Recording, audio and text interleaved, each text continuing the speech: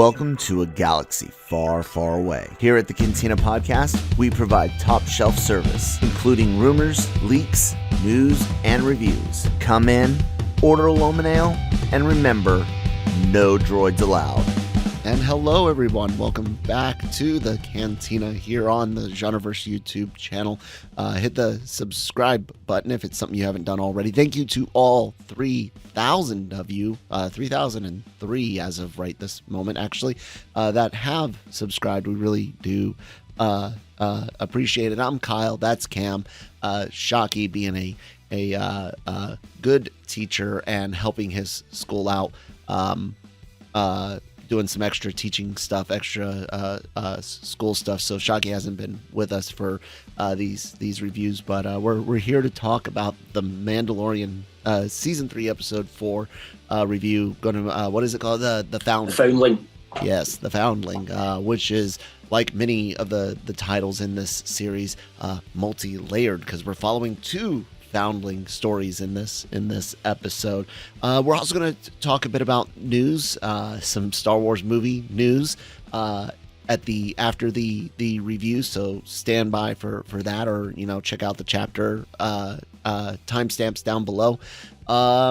If you like other things besides Star Wars, Marvel, DC, hoity-toity movies, whatever, we've got a Discord channel. Come join.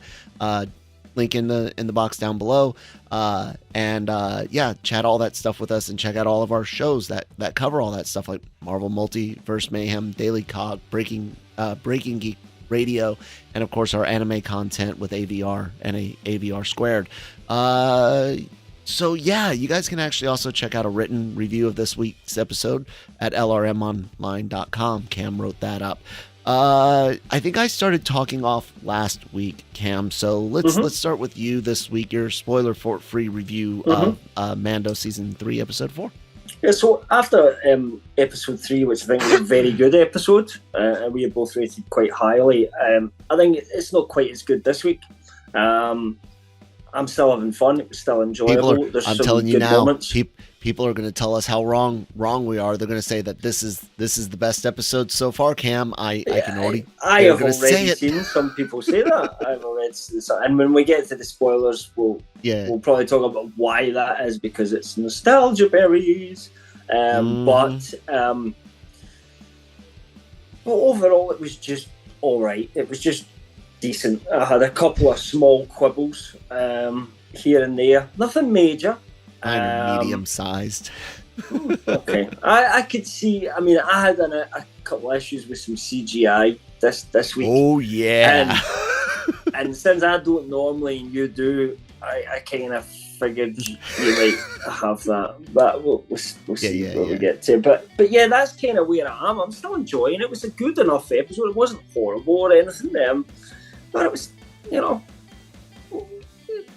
some bits of it could have been better. I actually think direction-wise, everything was fine in terms of what Carl Weathers did.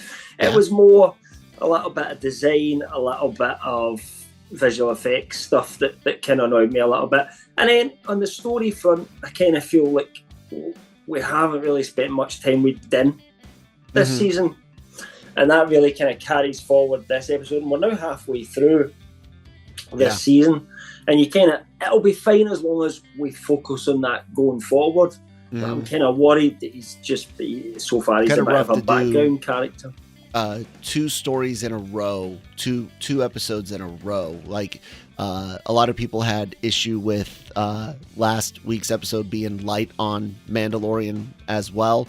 You and I agreed that if they had divvied that story up as shots in the first 3 episodes and combined it that way instead, might have maybe. But now that we've seen this week and that story doesn't really carry on, that maybe it would have felt weird for it to be building and then just stop at that point. Well, no, if they had gone, like, especially with this episode being only 30 some odd minutes, if they had taken what we saw last week and put it between the first 2 episodes, with this being episode 3, but using almost all the same shots. I mean, you're just going to lengthen these other episodes by adding it to it, but you would have had the big build up to his arrest and stuff going on in this episode, as well as, and you would have to look at cutting some other things, because this also has two things that you're watching: stuff with Grogu, stuff with the other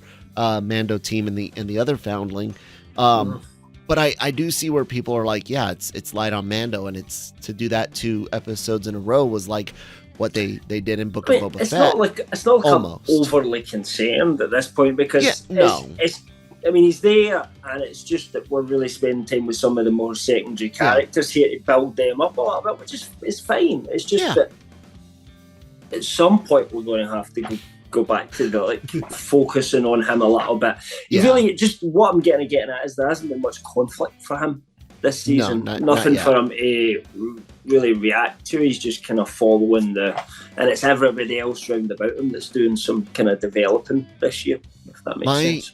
My biggest issues with this are a little bit, and I'm not sure if it's on the writing side or the editing / script director side, but there's something dealing with kind of continuity, if you will, with the Foundling rescue mission, and then a whole bunch on the effects and compositing. And I can tell you right now why the chase scene looked so bad is because it wasn't composited using traditional chroma keying. They rendered that whole chase scene in Unreal 5 most likely, and slapped it up on the volume, and they filmed that with him sitting on that speeder in the volume. That's why it doesn't look good. That's why it's so jarring, and Coruscant looks so flat, and that the lighting isn't quite right because it's coming from a screen here, and it feels all so flat, so two-dimensional. But if you watch Bo-Katan's ship coming in, right? It comes in for a landing and it looks great because that's all just CGI at that point. There's no compositing, and they're not laying something live action over it like they did in the chase. So because of those issues, this ended up getting a B- from me. Some technical stuff and a little bit of that's where story I am stuff as well. Interestingly, that's exactly the grade I gave it in my written review. So yeah, it wasn't bad. It's just there's a few things just taking it down. Yeah, I think most everything in here, including the chase, is fine. It just looks like Dookie. The story elements that go on during the flashback are fine. It just looked it works bad when you've written the storyboard for this. You know, it works in the storyboard. It just maybe the final product wasn't quite as good. It almost feels like maybe because it was Coruscant that we were in at some points that it was that. We're not filming in location. I know, but that was in that kind of people walking about close range shots. Once they've went to the action shots, I think they've relied on what works for us rather than what's going to really look good. And we're in spoilers now. We'll discuss the flashback scene first. All right, we'll go on spoilers. We're looking at it feels so jarring because the previous episode, while there were moments where you're like volume, you know what I'm saying? It looked better. It looked much better. It did. Just undeniably. This here, but there were moments that were rough last episode as well, but not as jarring here. Like I said, so generally in the past, when you do a special effects shot, you have either stuff you went and pre-filmed, say the forest footage on Endor for Return of the Jedi, which you then film Luke and Leia, Hamill and Fisher on their bikes using green or blue screens combinations depending on technology, lighting, and whatnot. And then you chroma key that screen out, and you composite the two together. As time goes on, you start doing something similar with CGI. And you would have to pre-program your camera angles and line things up differently. This, however, was completely different than that. Instead of filming on a blue or green screen, they rendered that chase, and they probably used some combination of traditional cameramen and camera work, and probably some robotic camera work where they pre-programmed some certain camera movements. stuck him on Ahmed Best.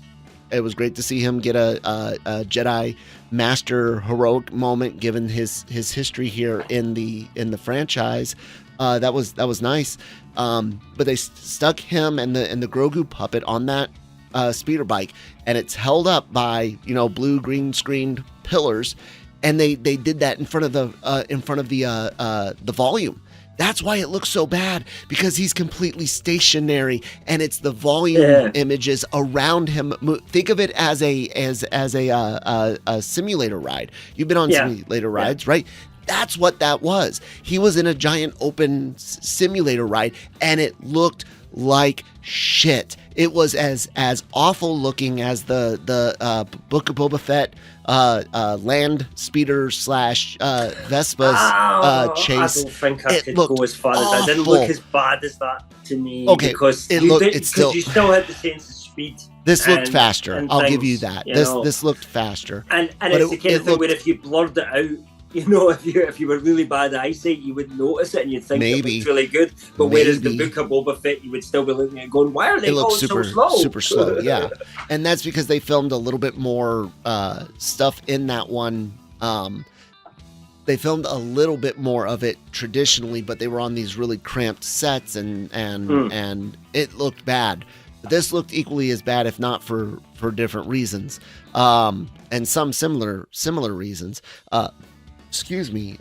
There's just no movement in the speeder bike. It was so bad. And then you look at additional CGI scenes, like I said, involving Bo-Katan's ship, or even the Mandalorians flying around on their jetpacks, where they go from being live actors to being computer rendered, and that's fine with me because it looked good. When it was all computer, it looked mostly unnoticeable. Indifference to live action, especially the long off shots and stuff like that. They should have done that the way you do those types of shots before. Which would have probably meant less shots with Best and more with a stuntman probably playing it, distance shots, things like that. Not necessarily. Because I think they went with that so they could have always not necessarily. You're still going to end up using Ahmed Best on a stage surrounded with blue or green screens. But what the thing here, and I know it might be hard for some to understand, and I might not even be explaining it the most simplistic way, but by running the video, especially with all of the city lights, and if you notice, man, the background looks like it's got like that gray haze that if you don't have an OLED TV, you're backlighting from your TV. You know how blacks don't look pure black unless you've got an OLED, right? And don't give me mini LED and stuff like that, you tech geeks. I'm trying to keep it simple. Hi, kitty. But that gray wash that you get behind your TV in dark portions, black portions of your image, comes from the fact that it's backlit, right? It's backlit with LED lights, whether there's 1,000, 1,000,000 of them, or just a few. The volume is essentially kind of sort of the same thing. There's going to be a backlight until we get OLED screens that big, and so there's this washed out look to it. And man, it looks so flat. I don't know if it's because there's too much movement. Because it is so fast, is that why it looked so flat? There's not enough for your eyes to grab onto to give it a lot more depth. But then when he's on the ground and rolling around, you can really see where the line of the screen is, man. Like, you can actually tell where the physical stuff is literally ending in a way that man, it may have happened a few times in past episodes. I'm sure it has, but this time it was just so obvious. It was jarring. And I hated it for that, because it was such a actually relatively good, fun, exciting moment. Here's this really, dramatic situation. Grogu is having a flashback, something that I can actually relate to. A traumatic flashback, PTSD. And you're getting this really fun, escape from the Jedi Temple. There's Ahmed Best, gets a redemption of sorts by playing a great character. Don't give me that you love Jar Jar Binks. You're lying to yourself. But you know that it's an existing character as well. That's the only thing I kind of didn't like about it. You'll know. I didn't think you'd know this, but have you ever heard of a show called Jedi Academy Challenge or something like that? It was like a kids' TV show where people went on and did some sort of game show. That character, that Jedi Master, was who Ahmed best played. Okay. And it was the same name and everything. Kind of canonizes that. Goofy, but and that's the kind of thing that annoyed me a little bit about it, because I would have rather he was just any unnamed person. Why did he have to be that one to connect it with the kids' TV show, which doesn't fit in terms of the timelines or anything like that at all? So it's a bit weird, but no problem with Ahmed Best being back. Yeah, no, it was great. It wasn't that, and it looked fine as a character. It was just that knowledge, and if you don't know that, you won't care. But when you know that, you're kind of like, huh? It's kind of wonky. But I like the chase. I like the dual wielding lightsabers is always badass. I love it when people dual wield anything, burgers, whatever. Well, I had one other quibble. What's quibble. The bike. So the bike seems to have almost it's like a sidecar that wouldn't fit anyone but a Grogu. Almost. The coincidences of things. Yeah, we'll get to that. There's some other things that are coincidental. Maybe that's the wrong word for what else I'm going to complain about. Anyways, I enjoyed the flashback scene. I don't really have any issues with it on a story thing, on a plan and execution, other than the way they filmed it and composited this image. That alone makes me worried for what they were probably wanting to do with Rogue Squadron, because I was like, man, it would be really cool. You put a big giant X-wing in a big giant volume. You've got authentic lighting. You put the stuff around it.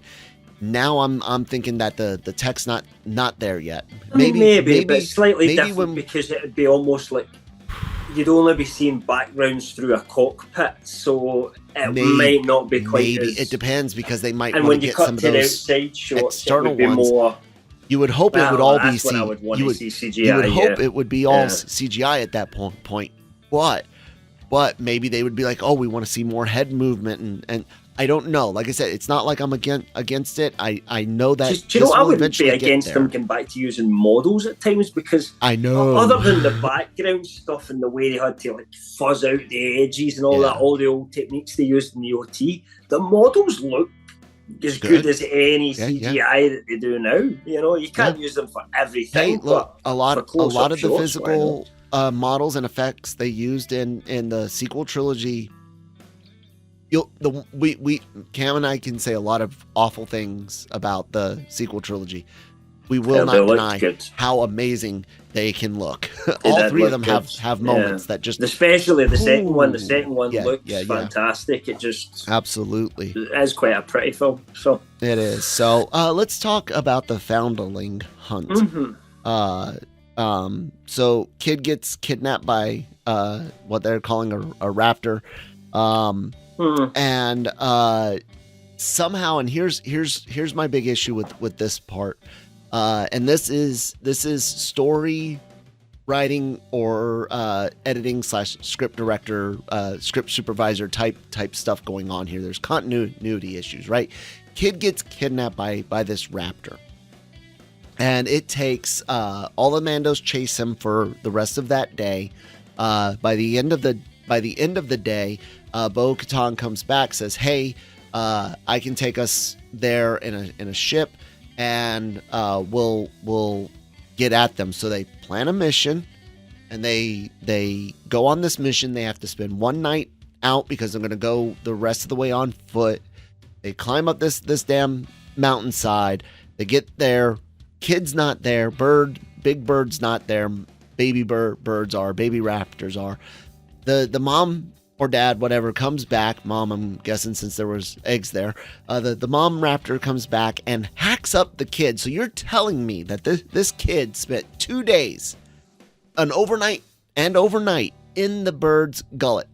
That, because it's Star Wars, Boba Fett in the Sarlacc pit. I get it. Things can survive inside, but here was my biggest issue. Yeah. When the bird hacked him up, he was dry as a bone. There was no slobber, no nothing. It was dry.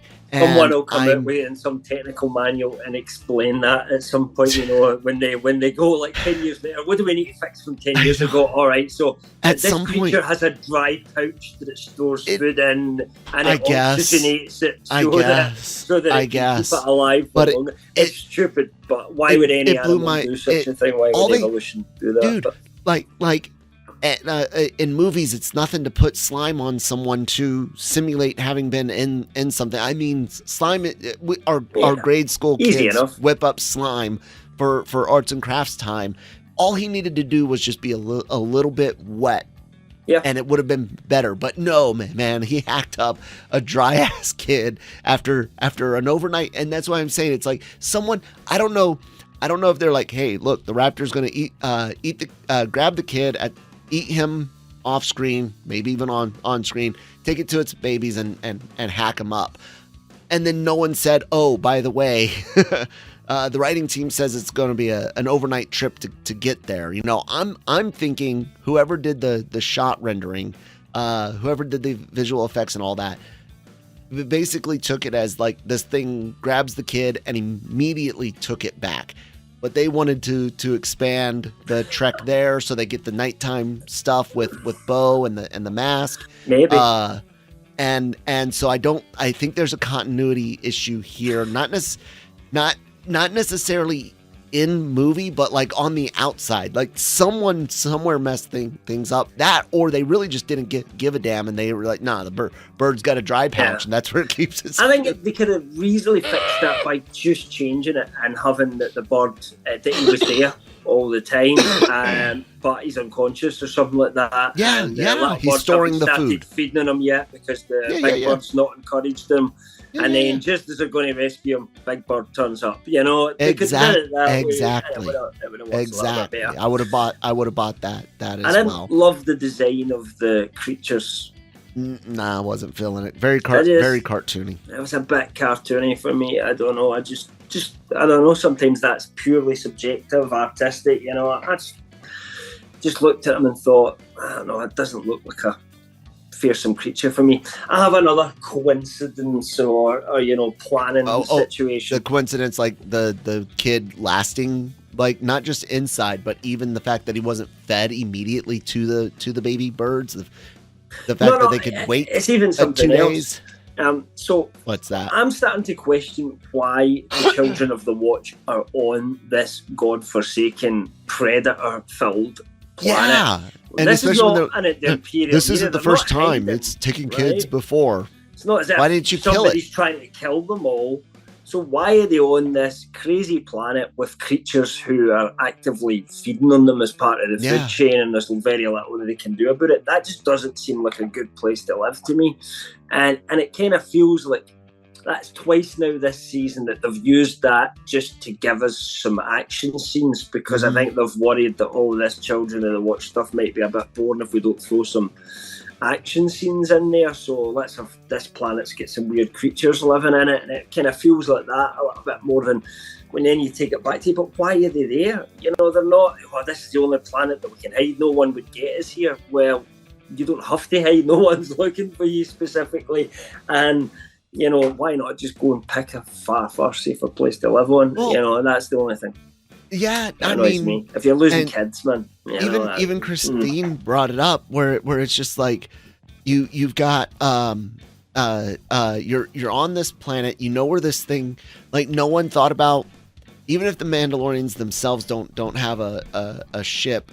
They've got to do trade, and there are ships, of course. They get around from place to place, but you got to. How do any of them go out and do any jobs if there's no ships? Not only that, but you could have hired someone. Like, at some point, you should have went and hunted this thing down, and killed it. If it was taking your children.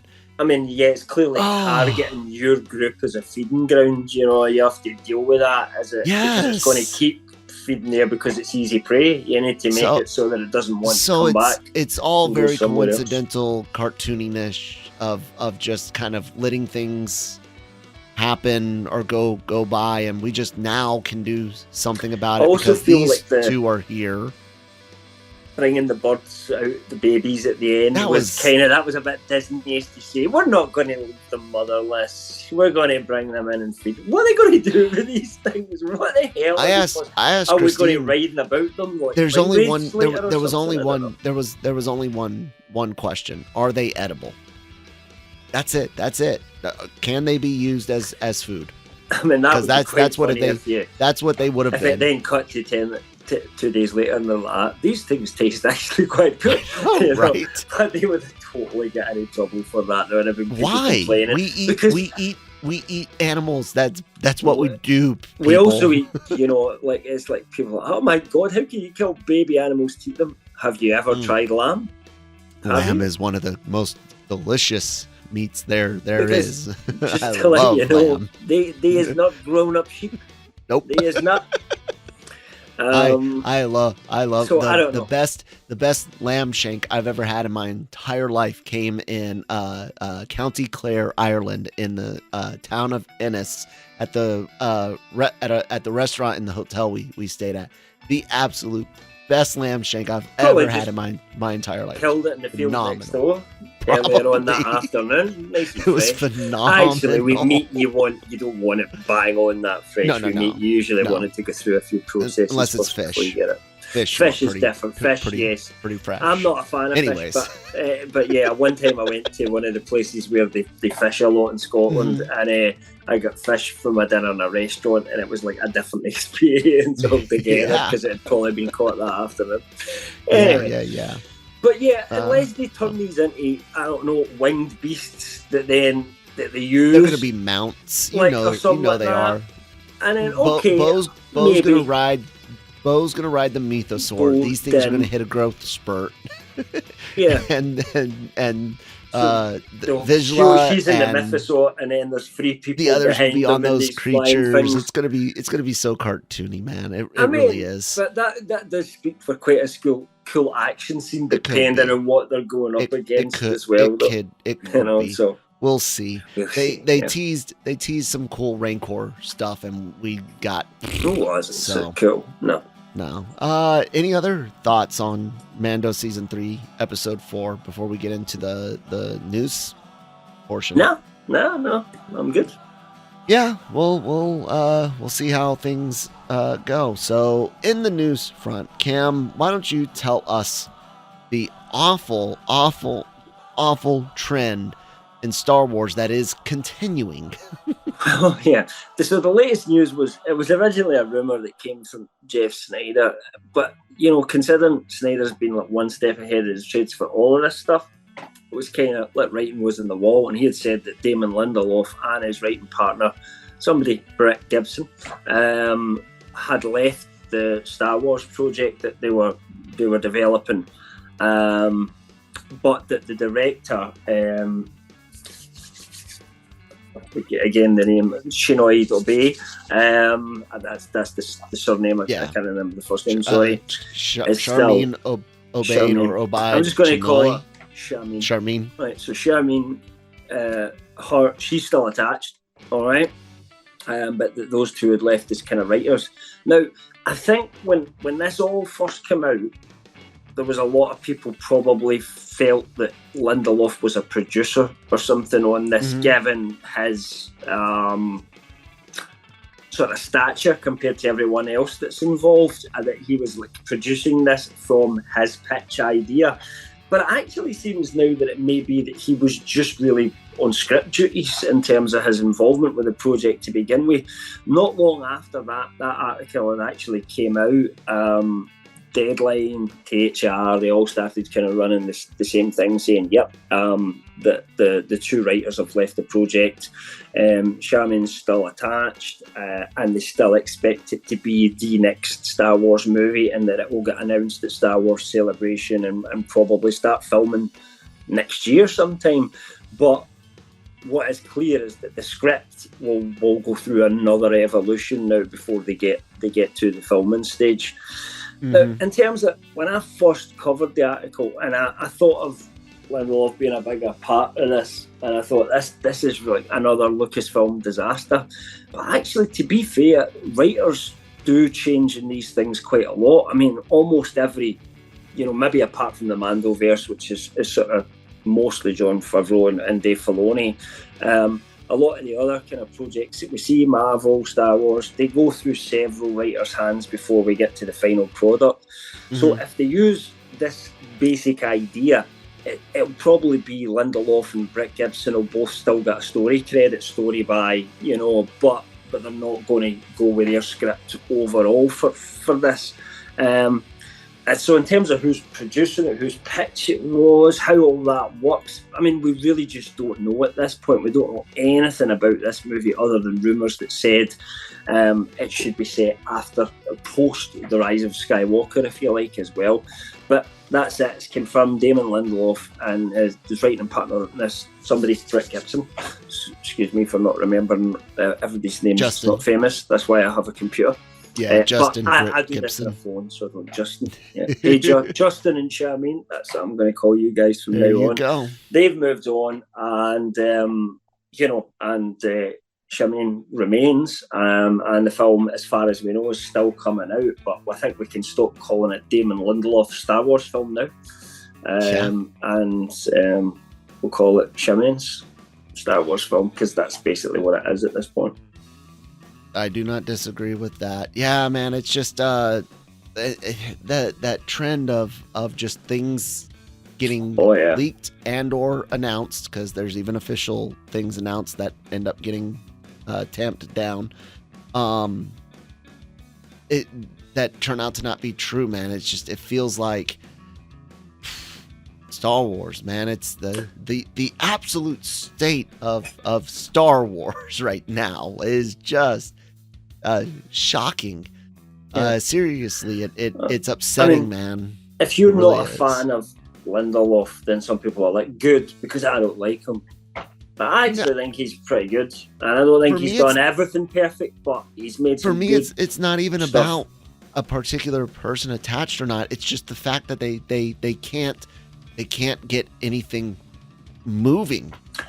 What concerns me is if they've left, they've got a target date of when this film's to start filming, but they don't have a completed script yet, so they're going to bring in someone else to polish this up now, right?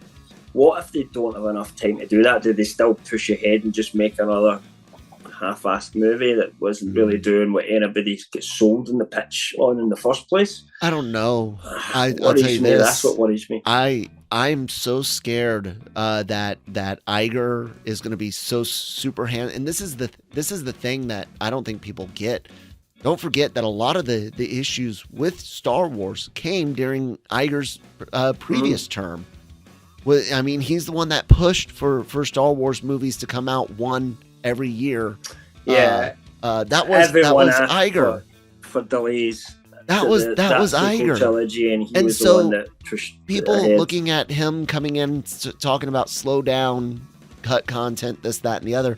It's all good news business wise. You guys can hear Manny and I talk business on the Daily Cog here on the channel during the weekdays. But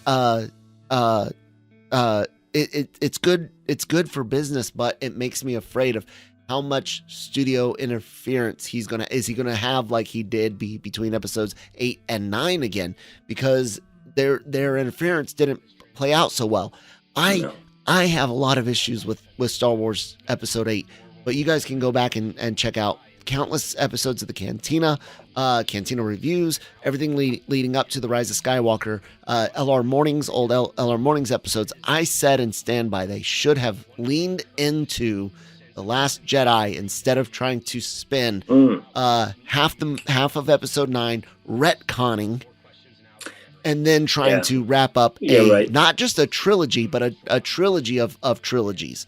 And that was one of the key mistakes they made. Wasted. They had to make it so that this was the end of the Skywalker saga. They had to tag themselves onto that. And as we've said before, they could have just started a new story. And instead of that, then having to end the story at Rise of Skywalker, we're now like, well, where does this go? We don't know where it's going to go. It could have went for another 4 or 5 movies for all we know. And you could have went in a completely new direction. those were possibilities open to you, but because they were so determined to say, no, this is, episode 9 of this saga, that was the beginning of the saga, this is the end of it, and they ruined the real end, because this doesn't make sense. Anyway, we could go on about that all day, but that's where we had issues. We said earlier on, it looked good, a lot of money spent in it, but yeah, Iger, don't make those same mistakes again. Let's just make sure everybody's happy with this script, at least, like the people that are going like, yeah, I like this script, I think we should make this script. The director's going, yeah, I like it, let's make it. The stars are going, yeah, we're good too.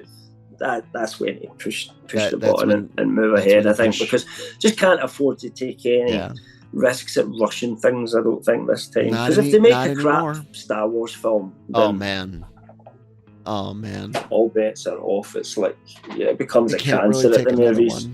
No. Just like I don't think Marvel can really take another bad movie or show, man. I'm nervous about I'll the tell Marvels. You another thing, the DCU has to hope it does a hell of a lot better than the DCEU was doing, because Shazam was flop-city.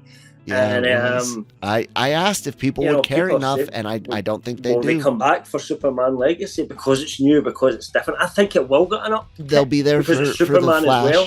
They'll be there for the Flash because of Batman. I think because of Flash will do all right. Yeah. I don't think Aquaman 2 does so hot. No, I really don't. No.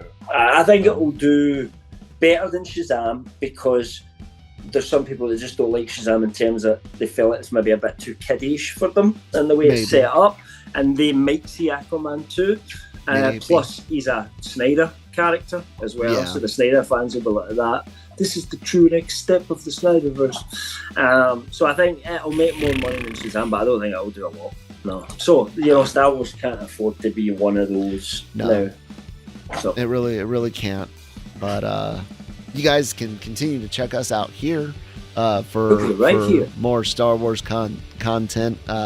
Any other thoughts or anything, Cam, before we wrap it up? No, we don't have long now to our Star Wars celebration, so we might actually finally start to get some idea of what comes the future in the movie side of things, because we kind of know where we're going on the TV side, so yeah, we'll see. All right, guys, be sure to check out lrmonline.com every day for all entertainment news, needs, opinions, celebrity interviews available on the LRM online channel, including Spanish language interviews. This one isn't one, but it does have Nancy, our interviewer, who does our Spanish language interviews, so check all of that out.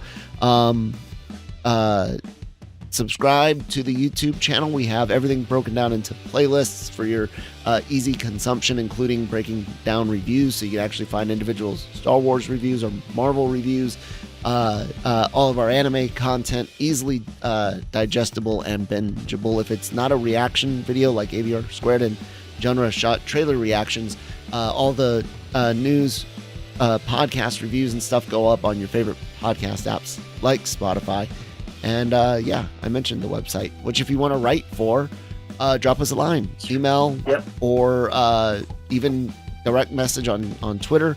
All that information's on the screen in front of you or in the description box down below. Cam, any other words? No, I don't think so. See you next week, I guess. I think I was going to say something and forgot what it was. That's all right. I forget all the time. All right, guys. May the Force be with you.